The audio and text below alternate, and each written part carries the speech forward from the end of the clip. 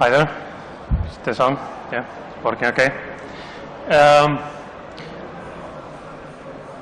I first want to thank the organizers of Codebits.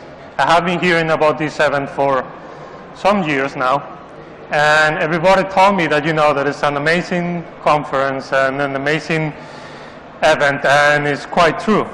The stage is quite impressive, and, has been a very nice 2 days so far. And I know that you have been hearing two different talks for almost non-stop 2 days, so I will try to be brief. And even if the topic is not that funny, I will try just to keep all the sentimental stuff at the minimum and, try to make you understand why I'm just talking about this topic today.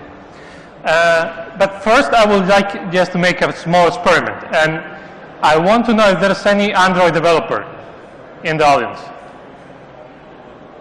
Not even once. Python developers? Nothing. Like Ruby developers? So there's three. Will you please stand up? Just for a second. It will be good for your karma, so don't worry. So I'm going to count to 3, and I want you to say as clearly and loudly as possible, we are mortals. Okay? It's just that easy. It's only 3 words. Okay? So 1, 2, 3. That was quite lame. Like, can we just do it again? Like, like loudly. Like 1, 2, 3. That was still, but it's okay.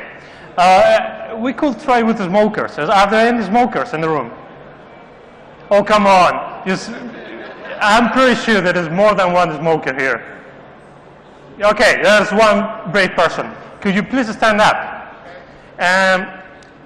It's going to be quite the same thing. 1, 2, 3. And you should say something like, we smokers are especially mortal. Like, okay, like 1, 2, 3. That was quite good, thank you.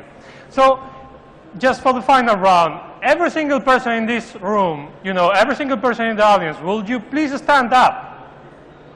Please. It will be good for yourself, like, at least in the long term.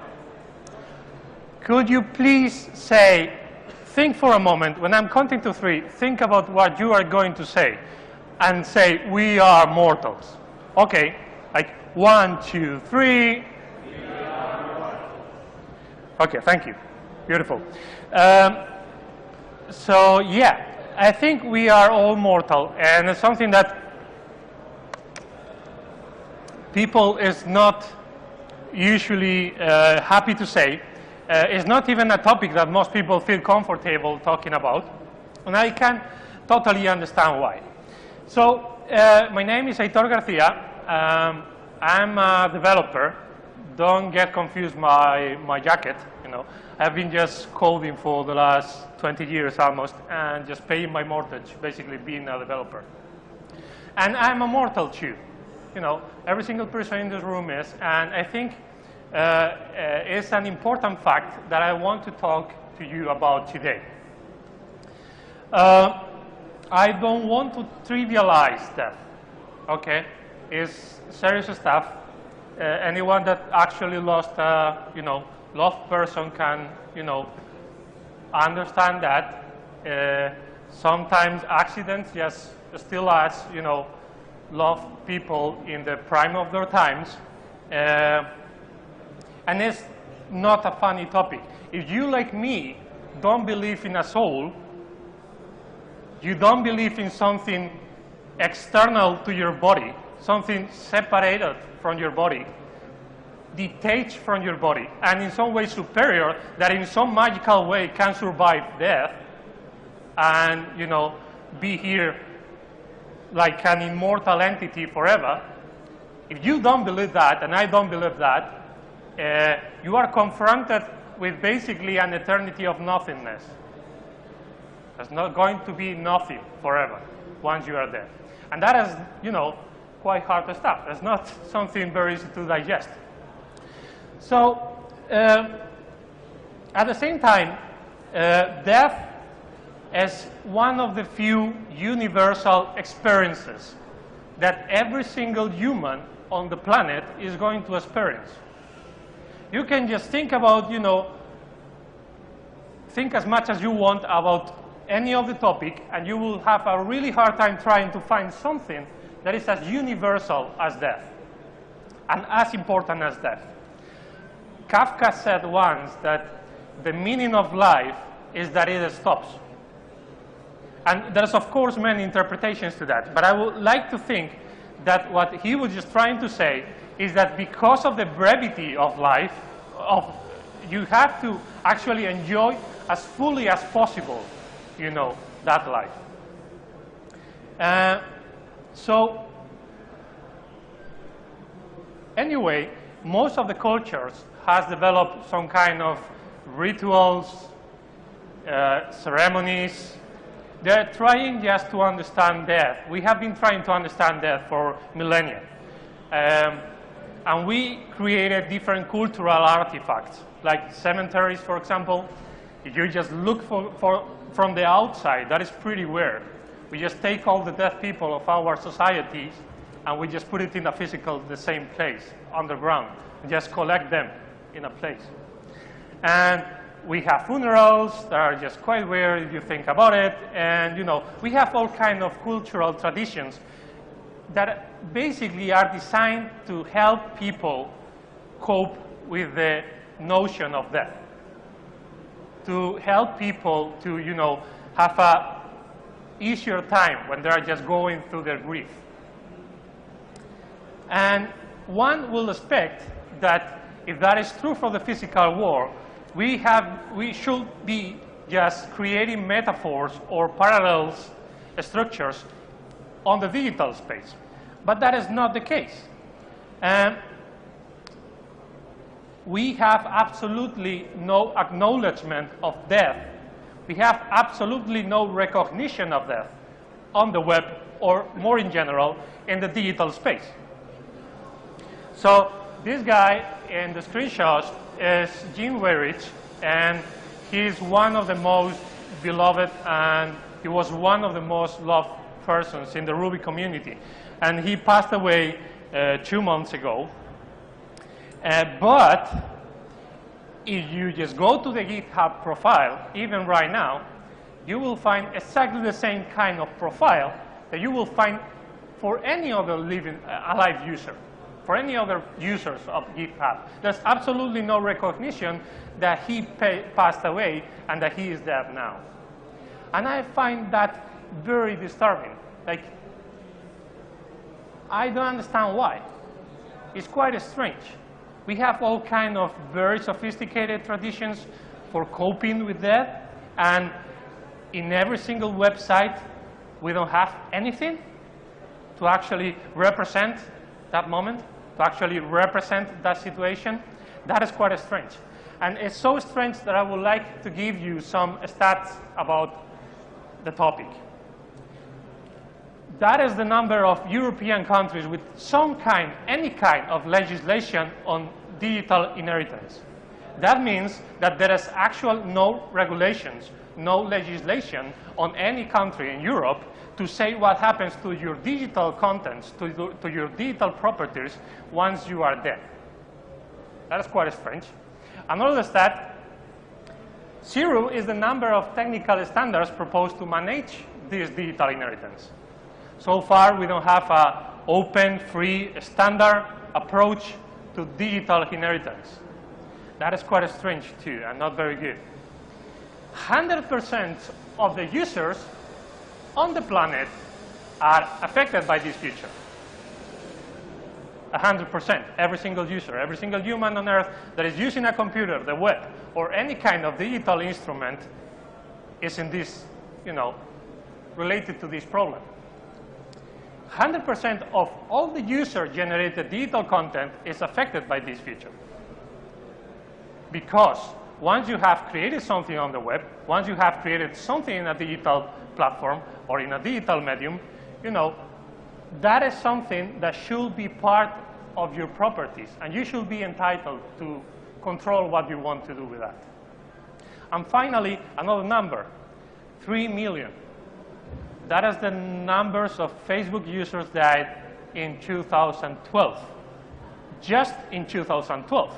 That is not accumulated from the beginning of Facebook to 2012. That is only in the year 2012. And this rate is actually accelerating because, you know, the population of Facebook or any massive network like Facebook is just getting all of the time. So there's more people dying every year. And it's not a small number.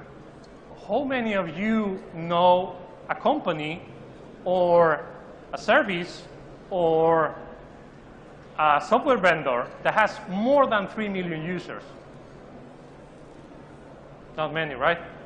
Well, Facebook have those users dead every year. So that is a big number. You know, it's not like an irrelevant problem. So when I have been just researching this topic and just learning about this topic, I usually find 3 different arguments. First one is not a problem. You know, who cares? They are just dead, so, you know, it's not important, you know. And, you know, there are probably not that many people in that situation. 3 million at least in 2012. Disregard. People simply don't think about it. Okay, yeah, so there are 3 million users in Facebook every year that are dead, and there is absolutely no difference between them and alive users. I never thought about that. Another argument is that, you know, everything that is digital is transient. It's not permanent. It's kind of worthless because, you know, it's not going to be here for a long time. You know, in the end, just that small thing that I tweeted about yesterday is not that important.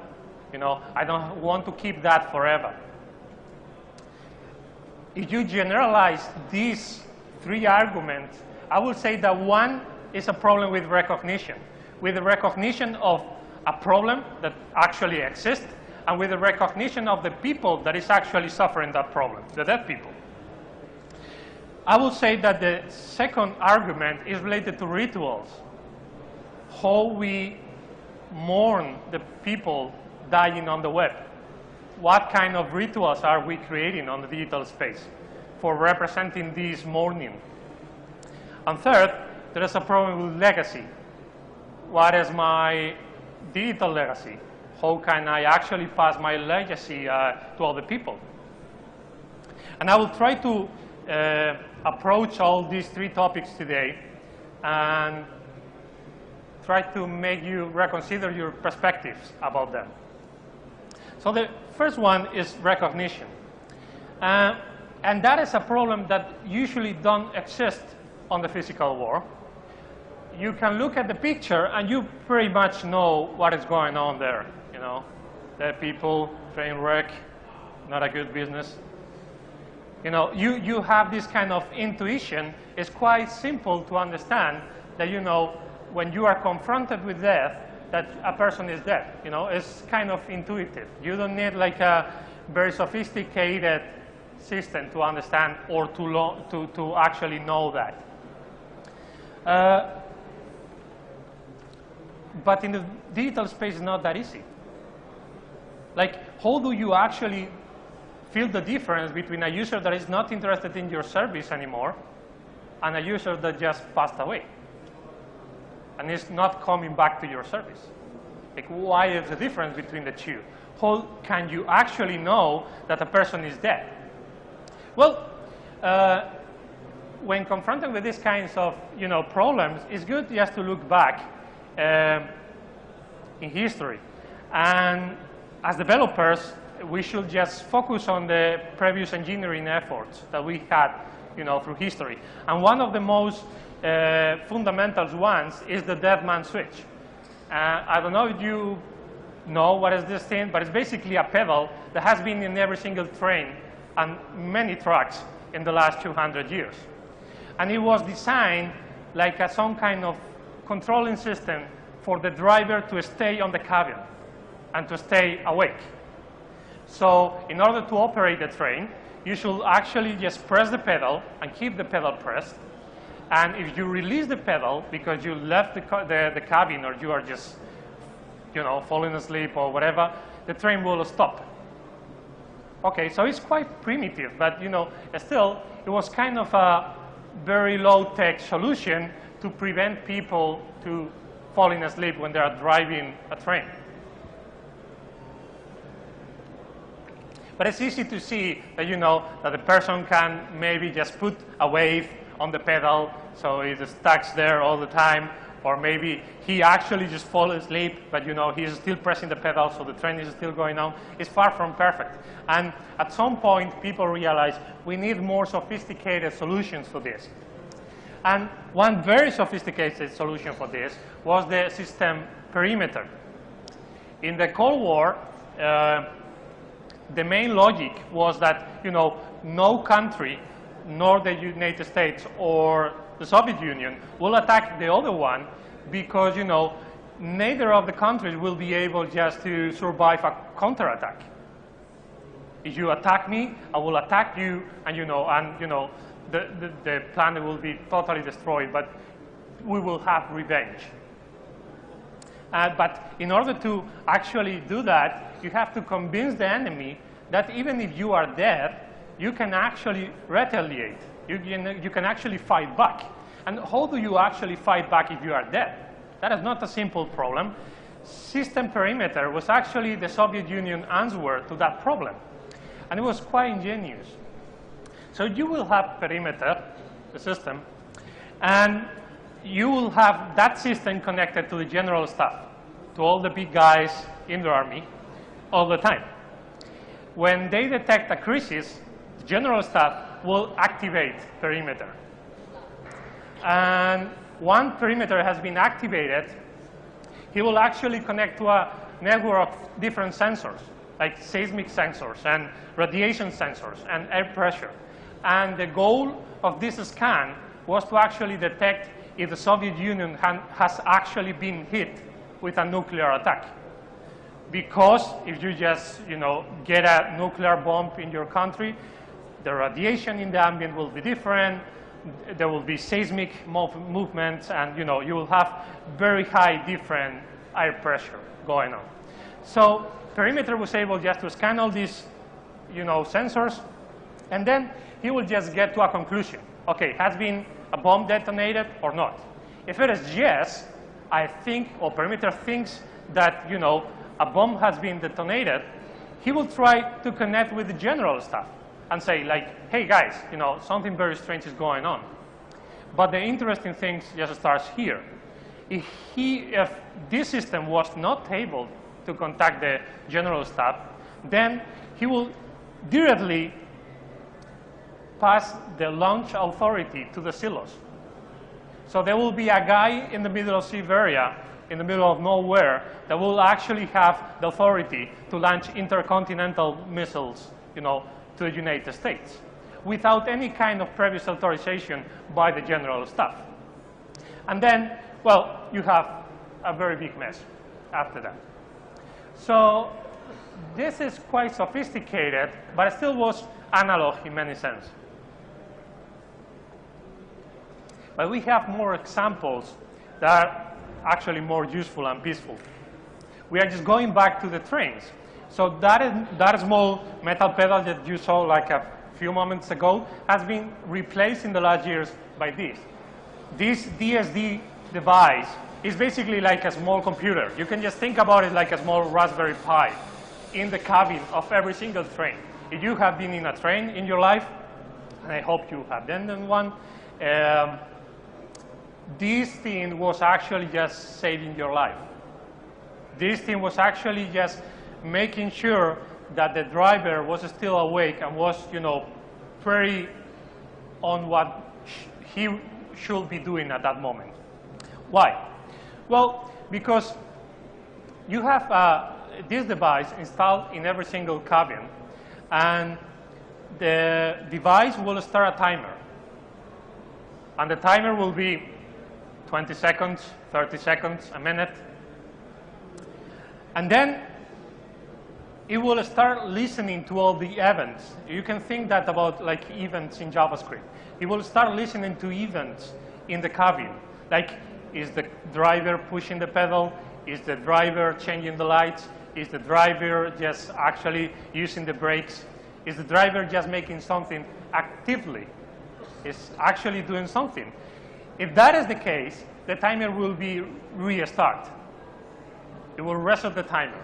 So it will be another 30 seconds or another minute or another 2 minutes listening to the different events. But if there is no intentional movements by the driver, he will actually just make some kind of warning signal, probably acoustic and visual, to say to the driver, hey, I don't know if you are doing what you are supposed to be doing, but just in case, please let me know. So the driver will actually disconnect this warning signal, or maybe not. And if it is yes, we have a problem, and the DSD will actually stop the train. If everything is just going normal and the driver was just simply just relaxing, just looking at the rails, the timer will be reset again. So this is actually 100% or mainly digital solution to recognize when is the person not with us anymore. And I was wondering for a few years if this could be used for the digital context, for the digital platforms, for the web services. And actually it is.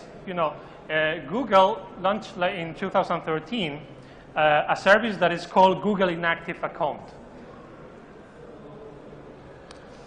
I don't know if the name originally was Google Death Account, but that was probably rejected by the marketing department. It was probably not a very good name, but it's basically just working on the same premise that that the DSD. You will have this screen, and then you will set like a timeout period, and it could be like 2 months, 3, 4, 6, whatever you think is appropriate for you. Then you will have like, okay, if I'm not actually doing anything inside the Google properties, please contact these people. As you know, Google is actually tracking your activities all the time. So if you just go to YouTube and you just make a comment, they are tracking that. And if you just go to Gmail and log into your account, they're tracking that too. And if you go to any kind of Google Analytics powered website, they're tracking that too. And so every single activity that you have with your different logins and your different accounts is being tracked. But if you don't do that in a specific timeout period, they will contact these people. That is my wife.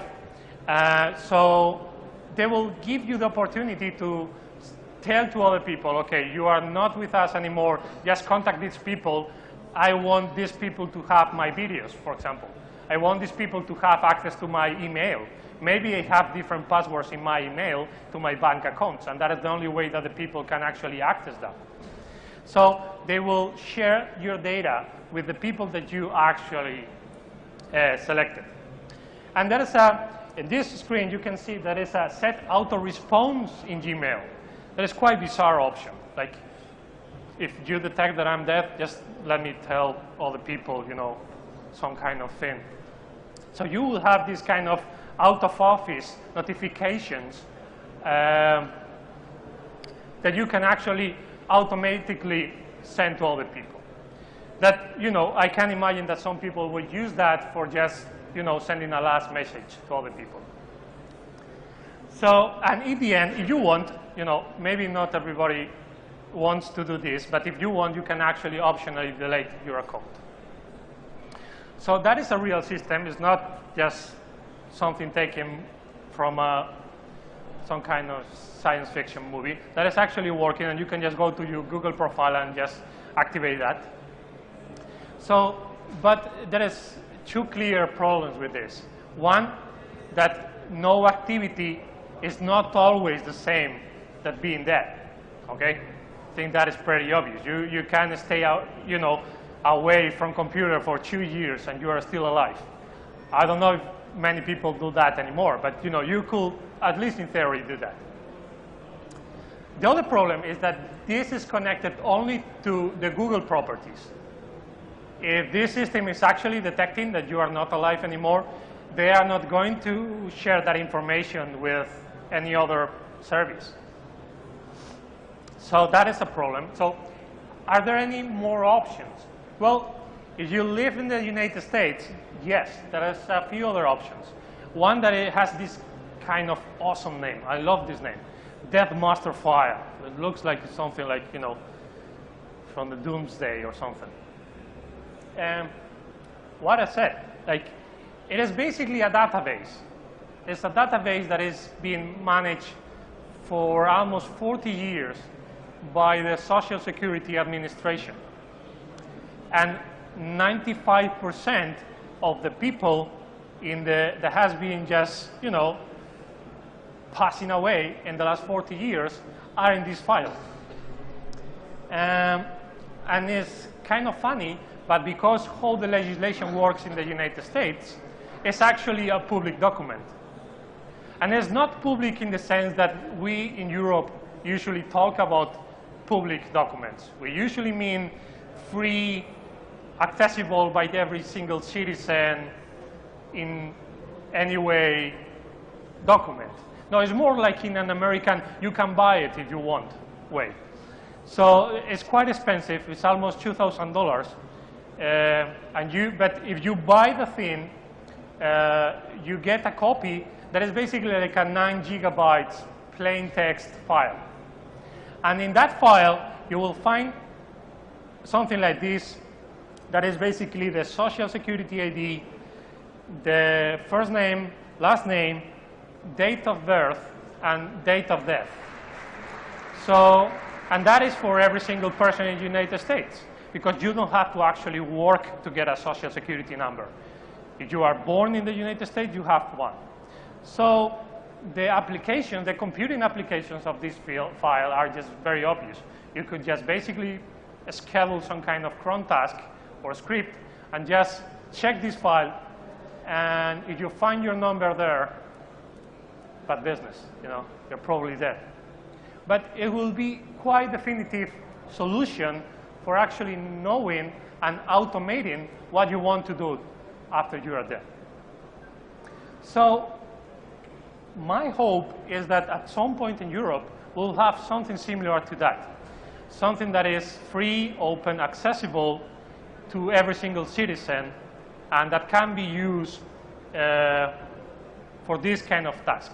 By the way, the Death Master file is not especially designed and published just to keep a record of dead people. That is a good thing for genealogists and, you know, more people, but it is designed to prevent e-commerce fraud. Like, so you can supplant the identity of another person. That used to be a big problem, you know, before this file was created.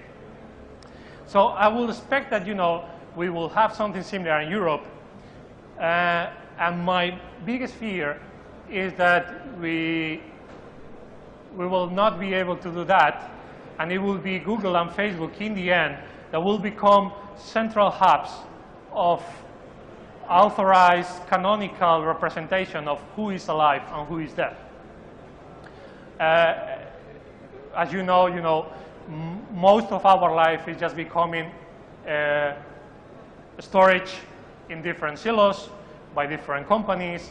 If we don't have a free, open, social, civic option, one of the most probable cases is that, you know, these big companies are just going to just take advantage of that and become central hubs for who is dead. Actually, you could very easily think about a near future where insurance companies will actually give you a discount if you allow them to track your body in real time. Why? Because that will make a lot of sense for them. They will save a lot of money. They will know exactly how you are. You have high pressure, or you are just becoming fat, or whatever. You will get a discount, and that will be super nice, you know, just paying less for your insurance. And they will know in real time if you are alive or dead. So that is another option that I think is quite problematic.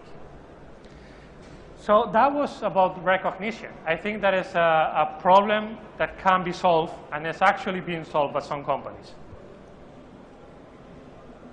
The other problem was like, okay, but nobody cares.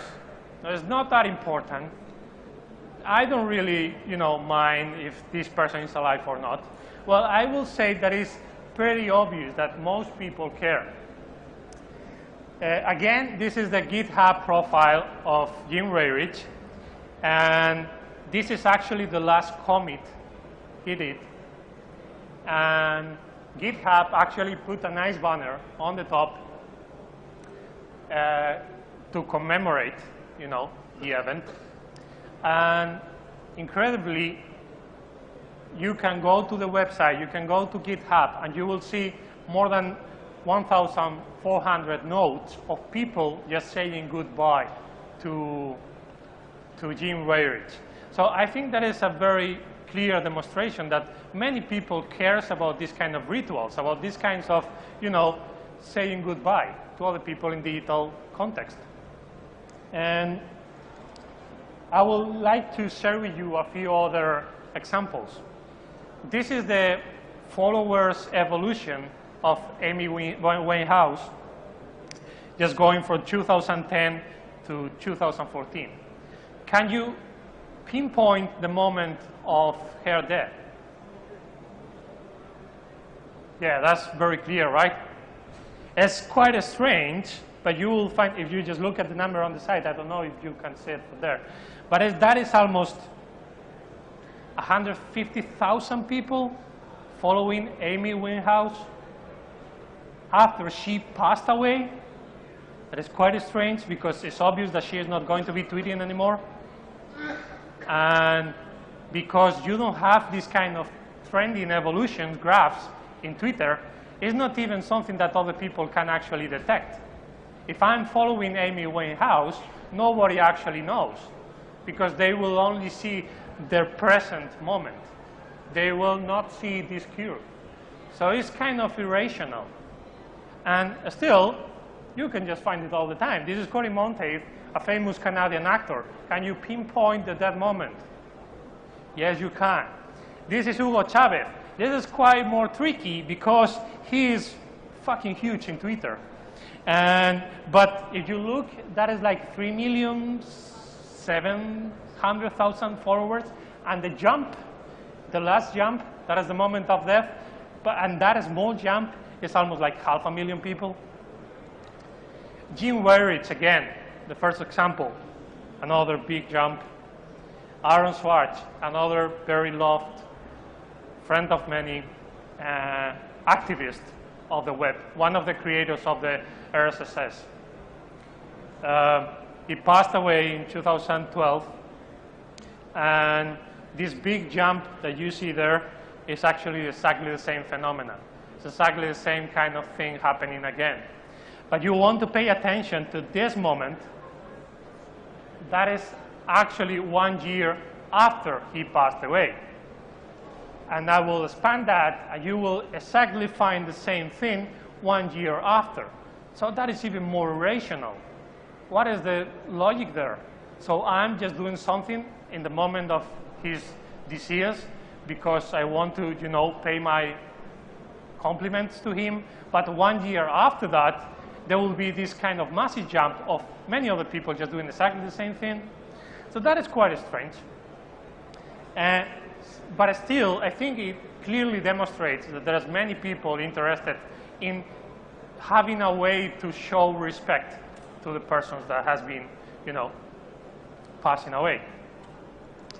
And these rituals has been just more or less informal. They don't have a real structure.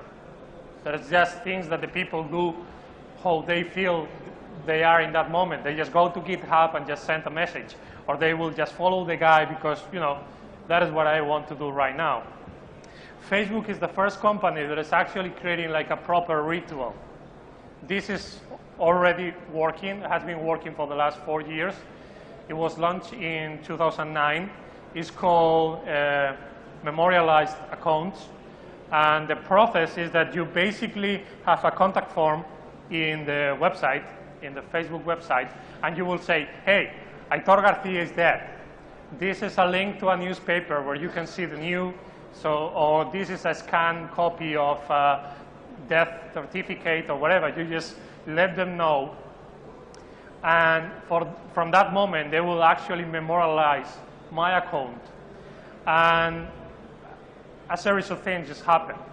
First, nobody will actually be able to log in the account anymore. Even if you have the login and the password, it will not be possible to log in the account.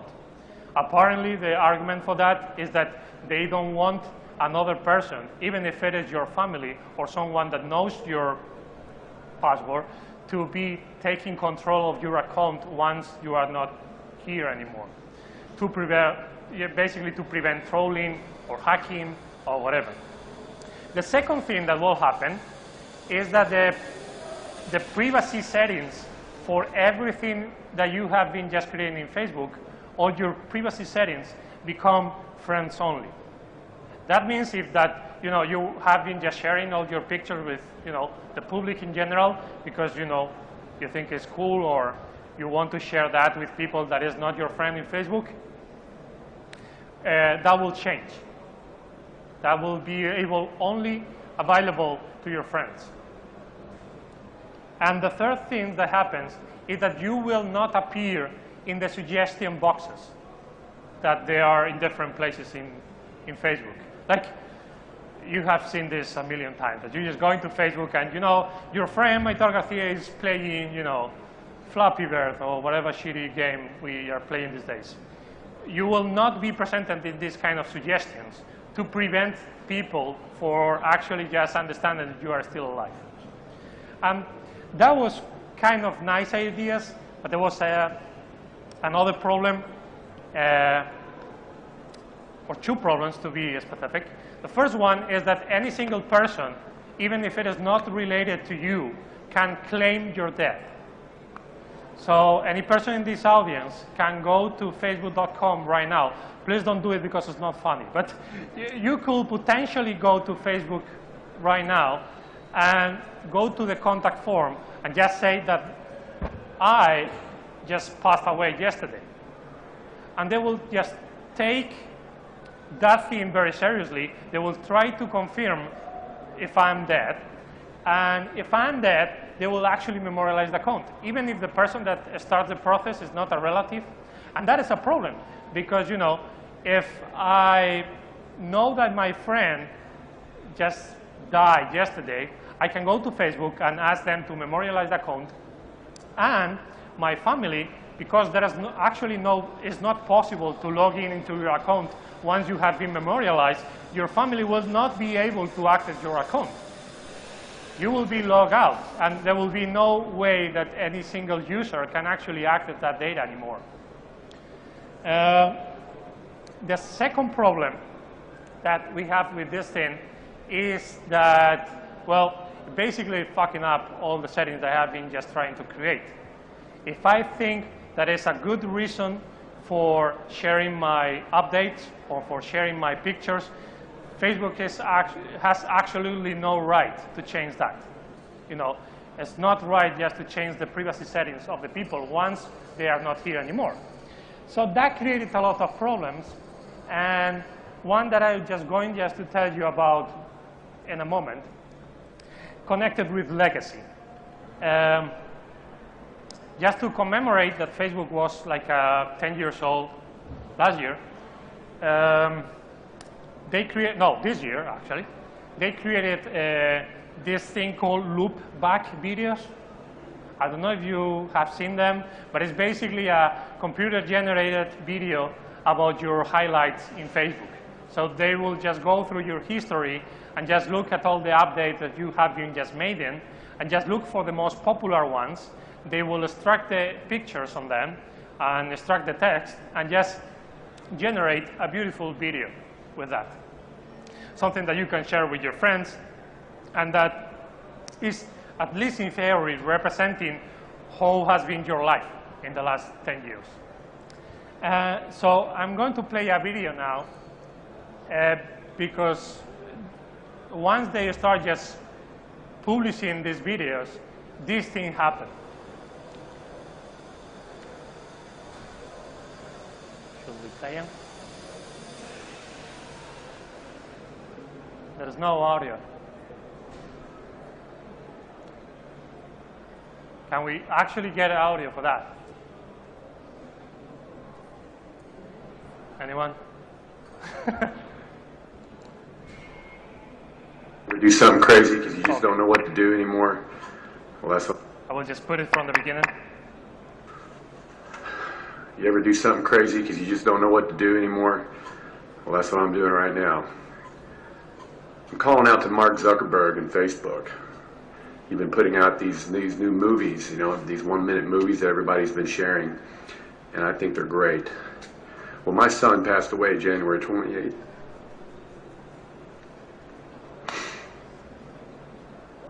...2012,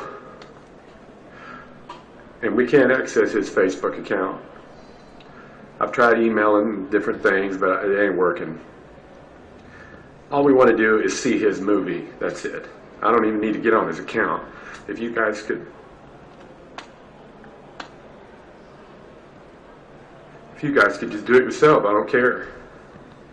But regardless, everybody does these videos and things and they go viral. That's all I'm trying to do. So I'm asking my friends to share this video, and your friends to share it, and so on and so forth, and maybe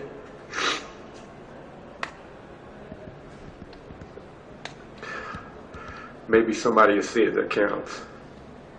I know it's a shot in the dark, but I don't care. I want to see my son's video. His name's Jesse Berlin. So please help me. I appreciate it. Thanks. So I don't know if you could actually hear anything because it was quite low, but the guy is called John Berlin, and his son passed away in 2012. And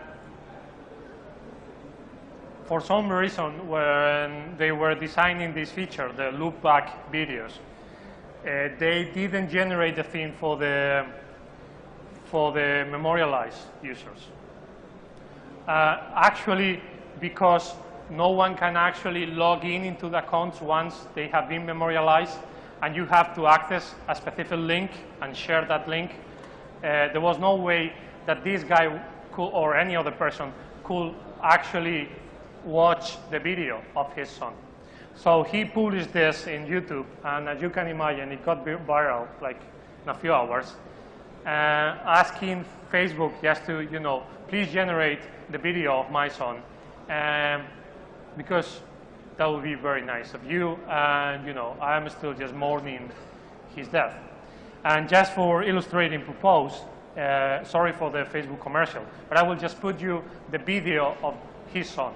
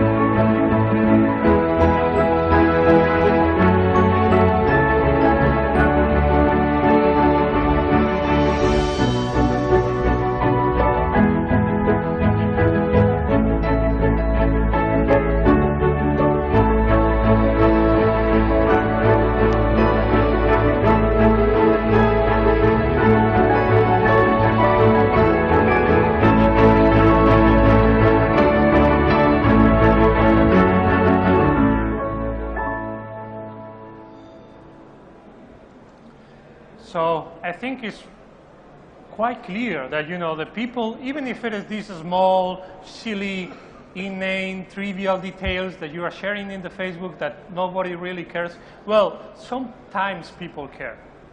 This guy cared. You know, so it's interesting to pay attention to what we are doing in these kind of scenarios, because I'm pretty sure that nobody in Facebook was able to actually project himself on the future and say like, okay, maybe we are just going to have a problem with memorialized accounts. So I will just get into the final point. One of my more important points is that we should be and stay in control of what happened with anything that has been created by us in the physical space or in the digital space or in any kind of social network, web service, whatever. The reality right now is that if you have a Facebook account and you unfortunately die, your relatives will be able just to delete your data, but they will not be granted access of your account, whatever happens. It's not clear they will be able just to get a copy of your data. That is something that is just happening case by case. Sometimes Facebook is actually just giving access and sometimes it's not. And they will not transfer the account to you. The same thing, as you can see, just happened with Twitter and LinkedIn and Google. They have different policies, and on top of that, you have different legislations, and it will be incredibly fucking complex, in a few years. So I think we really need, in the technical community, in the developers community, to think about something that will be able to be used in a more standardized way. So something that could make life easier for users. So I'm not pretending to have the answer to that, but I will just love to see something like OAuth, like a it's not perfect, but it's kind of working, just to have something like OAuth for death. So we'll have like an app that could be any app. We'll have the user, and we'll have a service that we can call Digital Inheritance Manager. That will be a service that you can actually host yourself, or it will be another company or whatever you want. It will be a third party that is actually taking care of everything that is yours in the digital context. And the flow will start with this company or these services just making the request to the app, like just telling Facebook, like, okay, if something just goes wrong with ITOR, I need to be the kind of the agent that is going to tell you what to do with the data.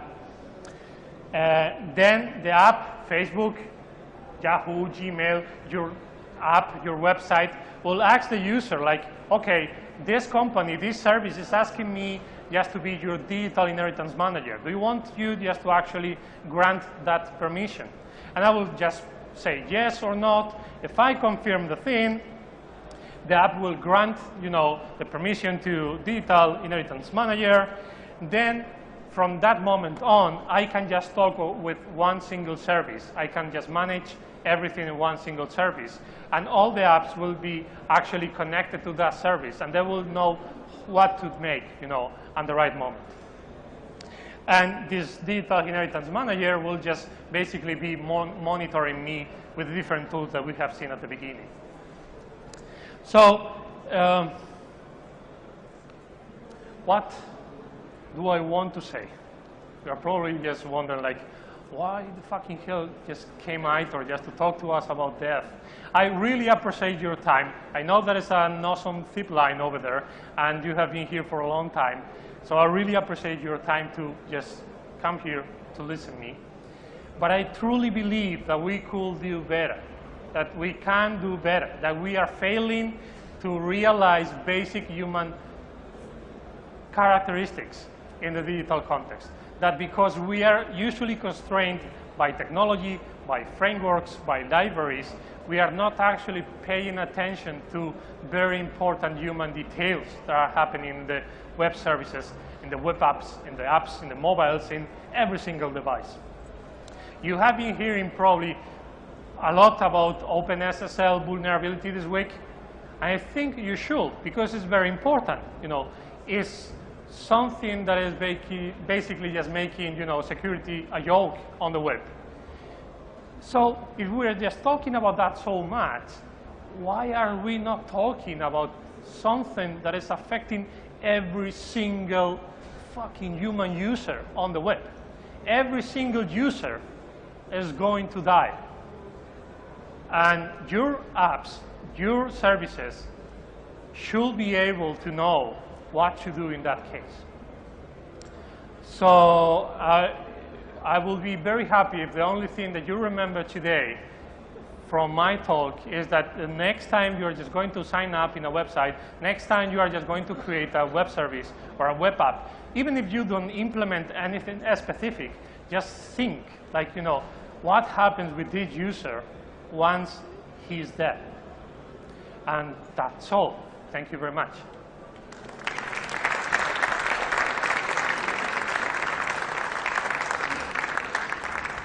I don't know if there's any questions, probably not, because it's not that kind of talk, but I would love to hear any questions that you have, or comments, or anything. No luck. I don't know. Anyone? No? Thank you.